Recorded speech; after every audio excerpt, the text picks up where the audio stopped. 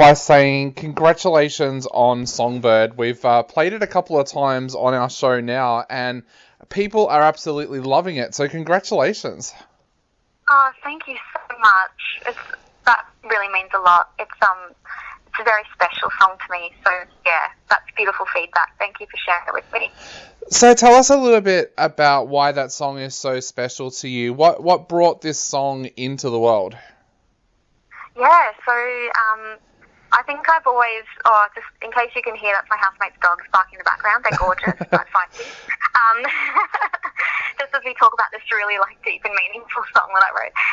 So I guess I write music to kind of express myself and understand what's happening in my world. But Songbird came about because a dear friend basically asked me, have you ever written a song just for yourself?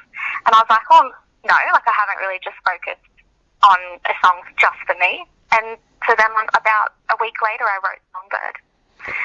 So that's how it came about. Did you find that the lyrics came to you quite easily when you did sit down and think about writing a song for you? Yeah, I basically thought, what are the messages that I need to hear?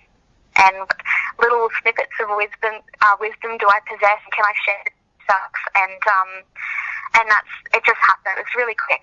I've been lucky in that the songwriting process is really organic, and it just came about. I think I hire out a hall every Wednesday, and so I was at the hall with this beautiful natural reverb, and it was really special to just sort of over the course of that half an hour make the song, and kind of I sat back afterwards and was like, yep, that's my Darcy song.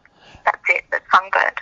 And I love on the press release as well that it says that you wanted to keep the arrangement delicate. Tell us a little bit about that recording process for the track. Yeah, so I recorded Songbird at Yamanui on the Sunshine Coast with the lovely Steve Summers, Stonewax Productions, and I had been inspired by artists like Jewel and Katie Gray as well. So I had these influences that I think probably have influenced me for a long time now. But I just sat down with Steve and we talked about these influences. And I think as soon as he heard the song, we knew that it was special. And he even described to me when I was talking to him about what I wanted for the song, he's like, this is just you, spotlight on the stage. It's so vulnerable as a song that we wanted to just leave it as is and not kind of do too much to it. And people are starting to get a feel for your music now as well. We played Last Train to Frankston on our show as well. So people are starting to get that feel for your music. But are these tracks a good example of what they can expect to hear on your album that you've got coming out as well? Yeah, so I think each song is really different. So it's going to be quite a diverse album. It's interesting because I think they're all just going to work. So some of them have a soul blues feel. The next single is called Wanderer, and that one will fit really nicely with Songbird because it's, again, a little bit more stripped back, but it's still got a nice little beat to carry through and some Nora Jones vibes, I guess, as well. So I think when they're all together, it's going to be a nice little cohesive body of work. But when I think people are hearing them, they hear Runaway and then they hear Songbird, and it's like, wow, but very much just driven by the story. So I just think of myself as a storyteller, and whatever that story's about, we just do what it needs. And Songbird just didn't need much, so I just let myself kind of tell that story. And it was really special recording it actually because it was just myself and Steve, and it was just like the first take, I think, for the vocals. We just captured that emotion. So yeah. I love musicians that can tell a story. Some of my favourite musicians are people like The Waifs and also John Butler and Paul Kelly. And storytelling is so powerful in their songwriting. But I also know that they also have a very rich background in art with poetry and things like that as well. Is that the same for you? I don't think so. I mean, I enjoy all of the arts and always,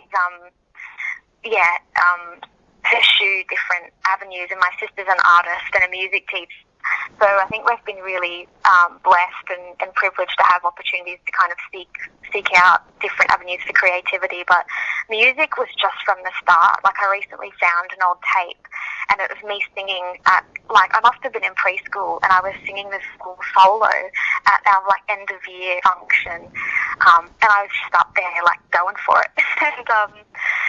And I think I was just as an angel. It was so cute. But I think it was just an important part for me all the way through, and especially singing. But yeah, I think philosophy too. So I have an interest in mental health, so kind of bringing all of that together, and, you know, music is so much feeling. Yeah. So as much as storytelling, what's powerful for people is, you know, connecting with that emotion. So they're really feeling driven and probably kind of organic in that way, and in my process in the studio too. The world has been such a crazy place over the last couple of years, especially for artists. Was it difficult for you to be able to get into the studio to even record these tracks?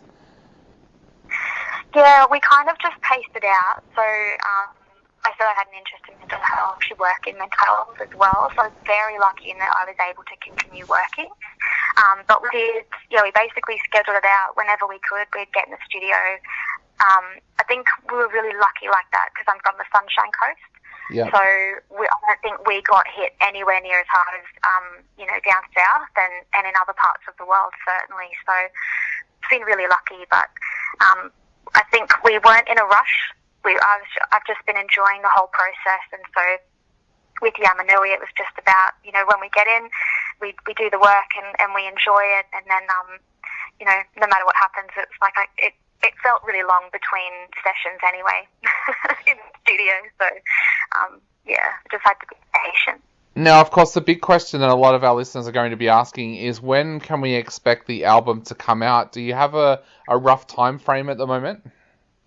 I am so sorry to people who have been following this, because I initially was hoping to release it this year, and then I just needed the extra time. So I'm thinking around February, March next year.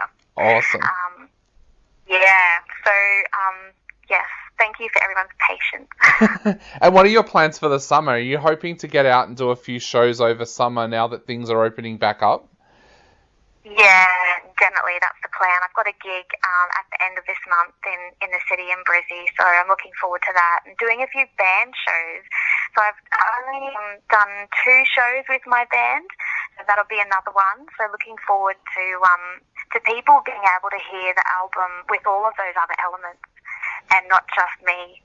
So I'll be doing, a few solo shows, but also some band, which I'm really looking forward to doing. Awesome, and we can't wait until you head down to Melbourne and Victoria for some shows as well. We've got some amazing folk festivals down here in rural Victoria. We would love to see you down here at some stage. Oh, that's the dream, and especially with Last Train to Frankston, I'd love to go out to Frankston Way. So yeah, I'm so keen. I'll spend as much time as I can in Melbourne and Victoria. I'd love to. Well, I think we're going to actually play those tracks back to back right now. We're going to play Songbird and Last Train to Frankston. What would you like to say to our listeners out there before they have another chance to listen to these amazing tracks? The main thing is just thank you so much for listening to my music, and I really hope that they're songs that you connect with in some way and can enjoy. So enjoy. And how can our listeners support you as well at the moment, Darcy? We know it's so tough at the moment for musicians out there. Is there a way that our listeners can support you? Yeah, so people can follow, my musical journey on all the socials, so just at Darcy Kate Music, and I also have a website, so darcykate.com. So get in touch, come to a show if you can, when I can come down your way, and have a listen to what we've got. I just released the video clip for Songbird today, so get on the socials and hop onto YouTube and check that. Definitely. Well, thank you so much for taking the time to chat to us today. It has been an